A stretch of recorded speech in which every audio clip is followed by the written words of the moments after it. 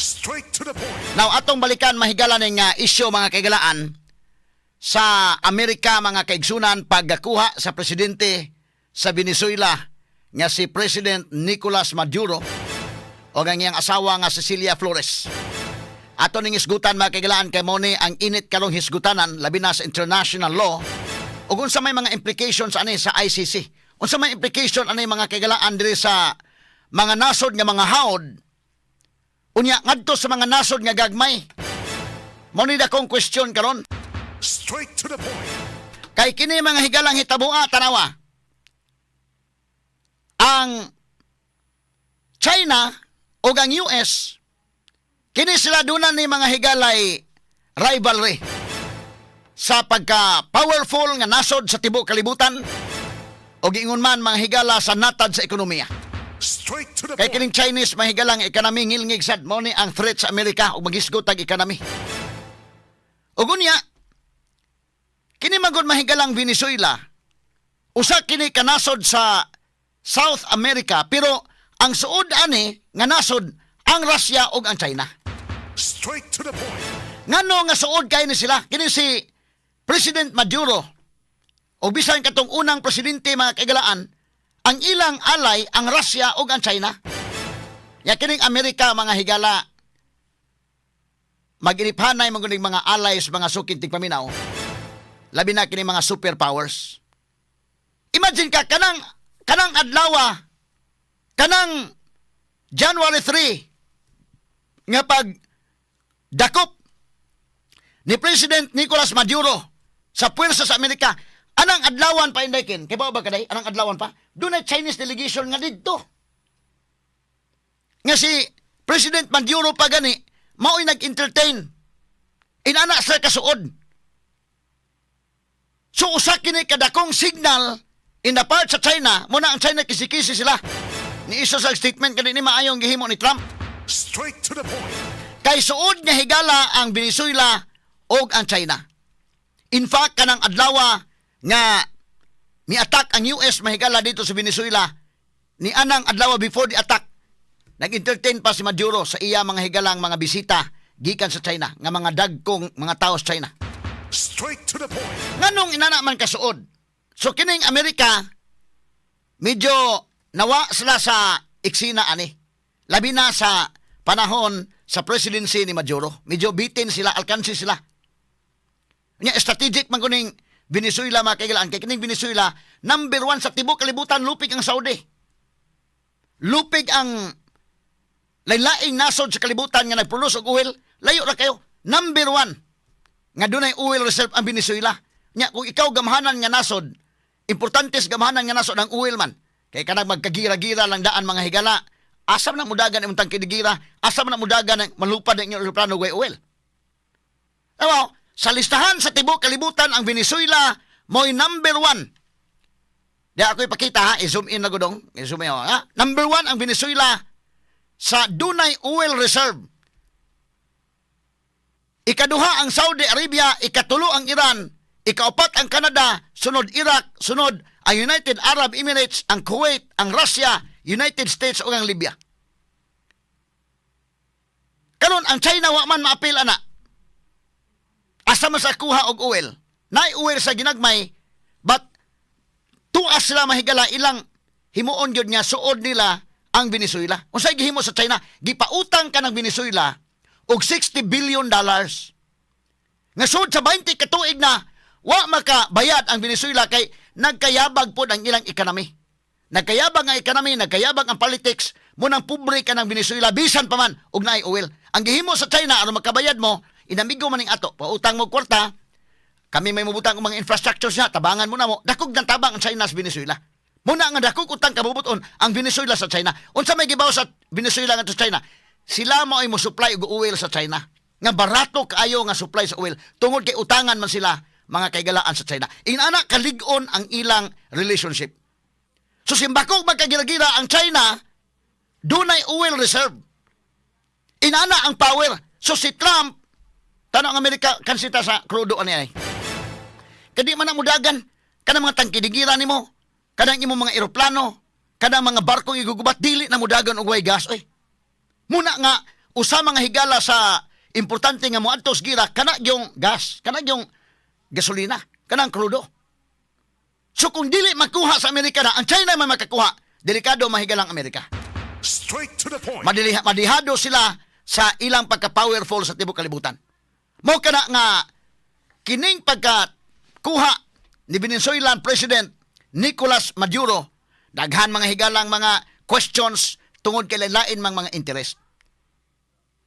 Now, og moingon ka nga drugs, kung atong analisaron pagmayo, kining drugs medyo pasumangil lang ni Trump. Ha? Kung dili paghatag ni mga higala pagkuha sa Venezuela nga under gyud siya sa Amerika, Amerika mo yang alay para ang oil sa Venezuela, Amerika may mukuha.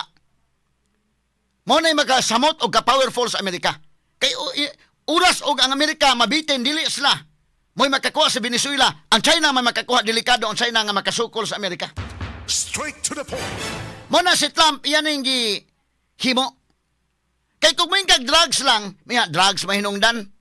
Og drugs pa hinungdan lang. Kay tinuod ba sad kini mga higalang mga countries ko South America, grabing drugs na kanang Colombia. Mabitaw ka, bantay mo, kadto mahigalas Pablo Escobar, nga pita ka sikat nga drug lord sa tibuok kalibutan, si Escobar.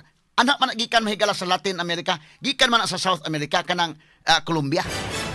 Kadto si El Chapo, gikan to sa North America, kay kana gud mahigala by geographical situation, kana gud mahigalang Mexico na naman sa North America.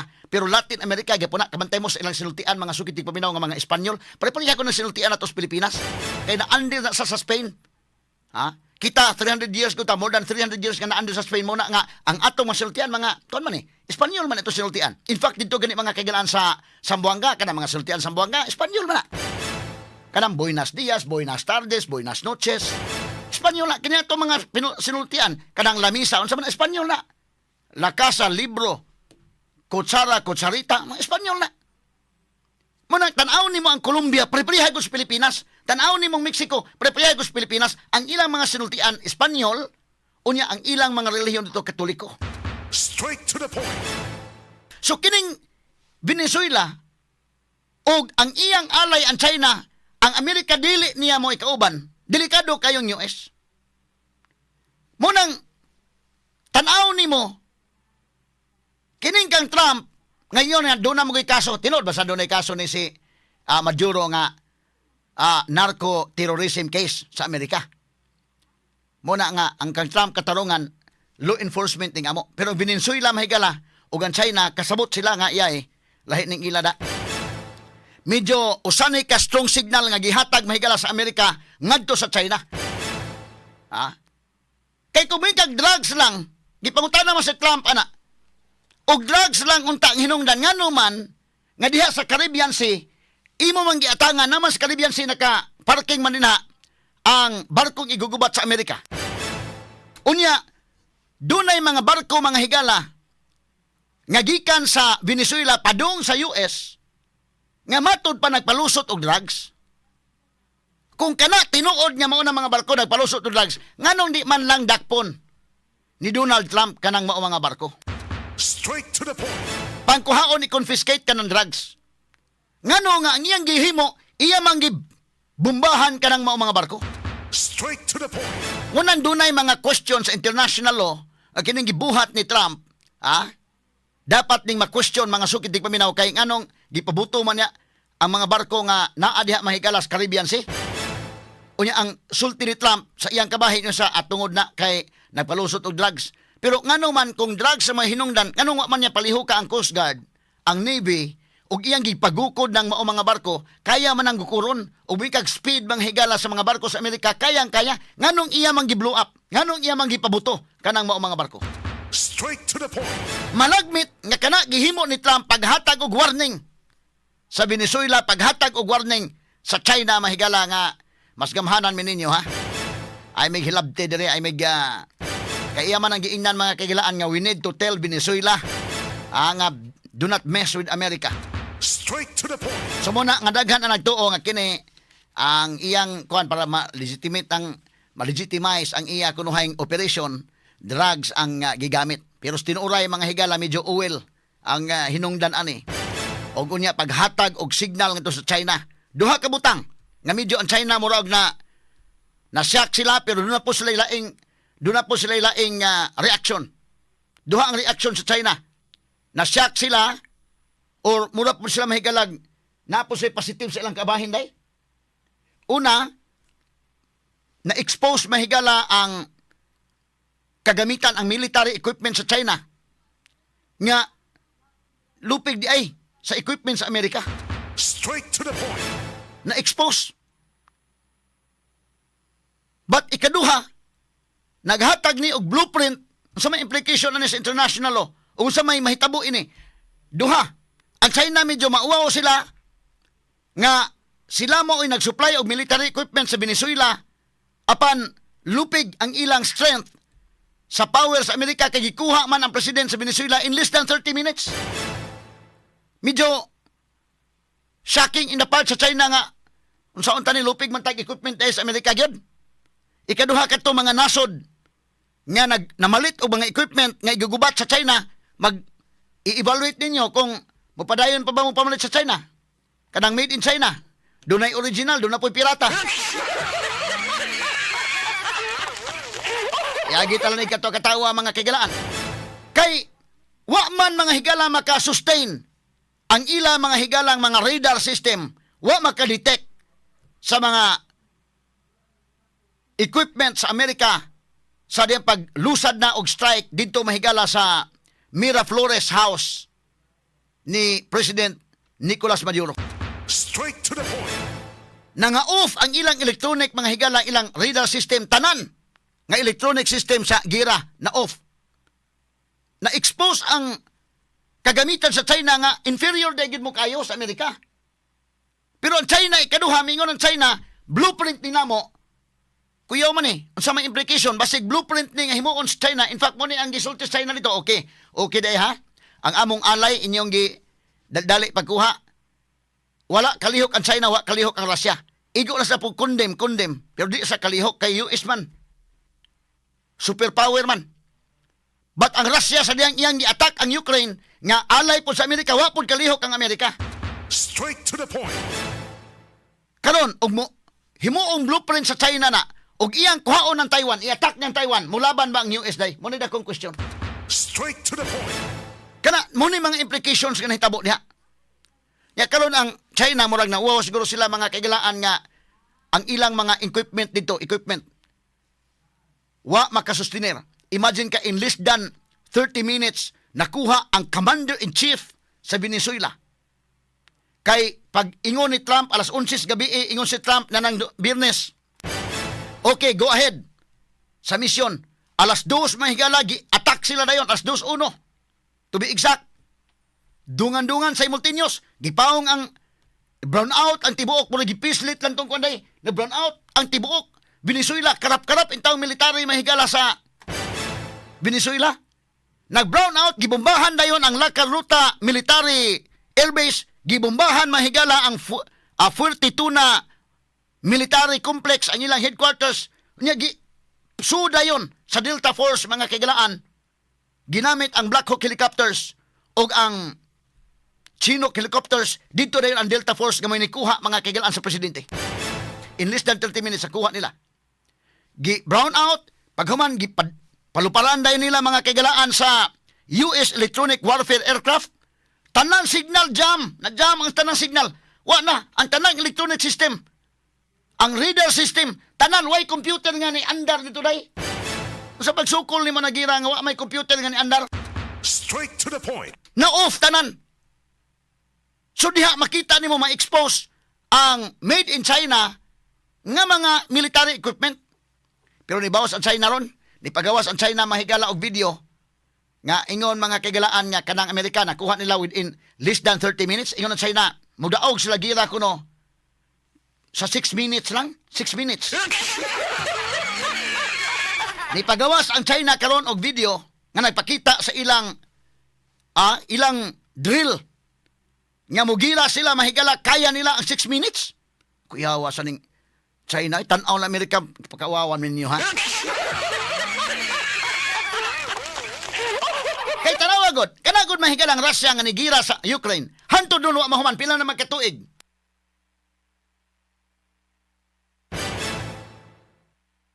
Nilusad og gira ang Russia sa Ukraine. Hantod do pamahuman. Pero ang US pag kuha sa commander-in-chief nila dito mahigala sa Venezuela, paspas. So mo nang grabe ha, in less than 30 minutes. Pero nibawas ang China nga kami makadaog migira in less than, in 6 minutes lang. 6 minutes. Ni pagawas og video karon ng China unsaon nila pagira. Na-drill nila oh. Nag-drill sila nga unsaon kuno nga inigira 6 minutes lang daog na. Dapat atong di ba ta mabadlong sa mita ani ka no, names? Di ba ka ta mabadlong sa mita ani? Nga kini ni ato ipakita ning mga video, ha? Di ba sa China napakita sa video mahigala nga kaya namo.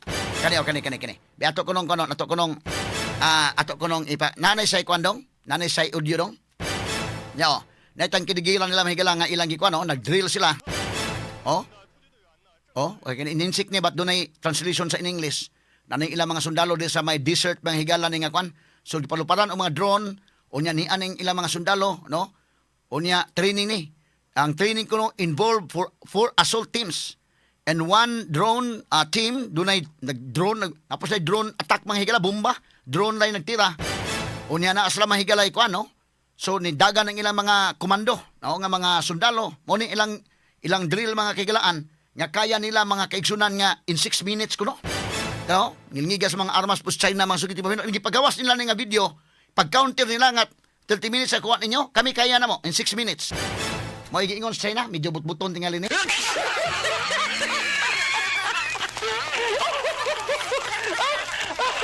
Ayo lang ipa, sige sakto lang names, ayo lang ipa ko ang audio names. Okay lang yung video na lang, no? Nya dunay mga robotics nga ilang gipa dagandagan dito. Ngilngiga mga sukitig paminaw, no?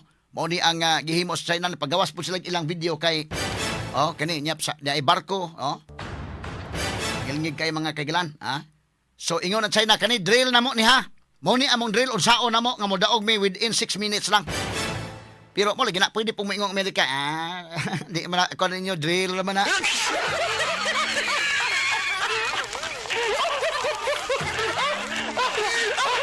Ang among gibuhat nga Europe, actual man yun. In less than 30 minutes, actual ka na inyo. 6 minutes, di man na tinuod, drill naman.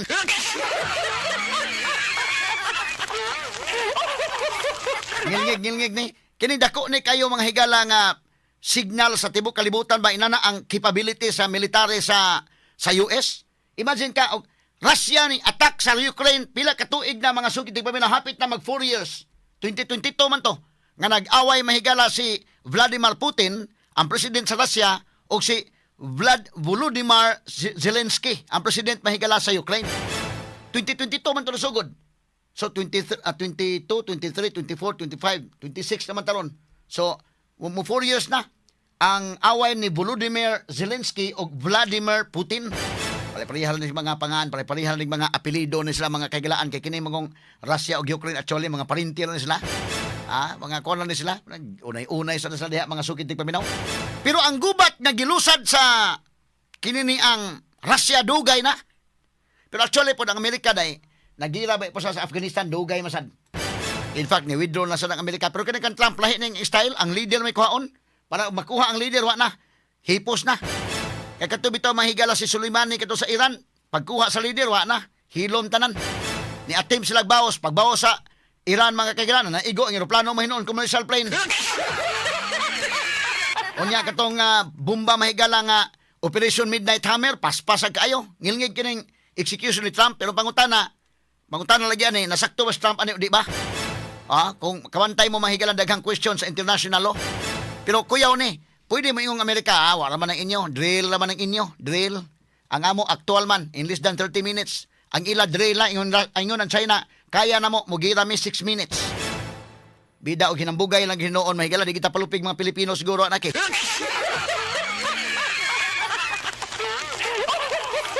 Kahit mo ingon tayo Pilipino, kami, 6 minutes ang kwan, pwede naman makuha na mo nag 2 minutes.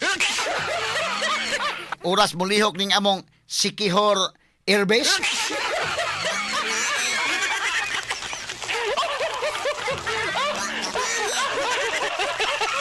Pilay pagtuslok anas mo ni kaanaon niya.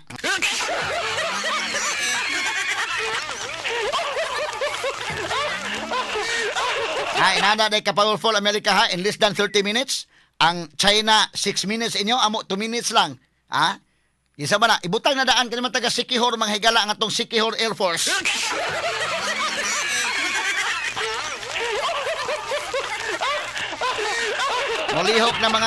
Mulihok na mga barangan da sa Sikihor o mga manglupad na mga tikbalang o aswang, paminaw ko. Matingala lang si Jinping, matingala lang si Putin o kisay, bisag si Trump pa, bisag ka naman kadaguan sa kalibutan, kalit sakit ang tiyan, tusok na dito, mangika dito.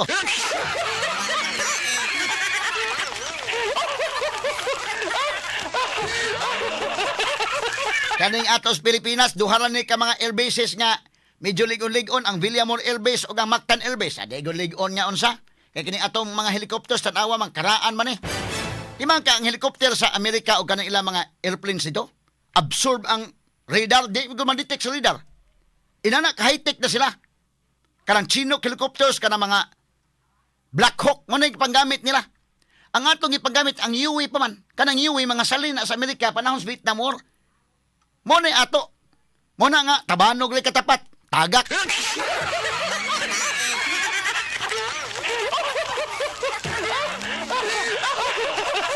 Og unahon nila mahigala ang Villamor Air Base og ang Mactan Air Base, wa na si Kwatita, pero umulihok ang atong Sikihor Air Base og ang Naga Squadron Air Base.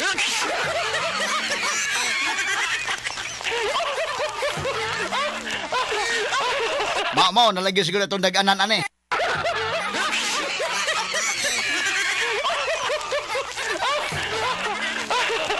Nga, di man kinahanglan nga atong alay ng Venezuela daghang oil. Di kinahanglan alay na to ng mga Saudi, mga kwan na, wa. Di may kinahanglan oil kay lupad ning amom. Nakayom lang silhik.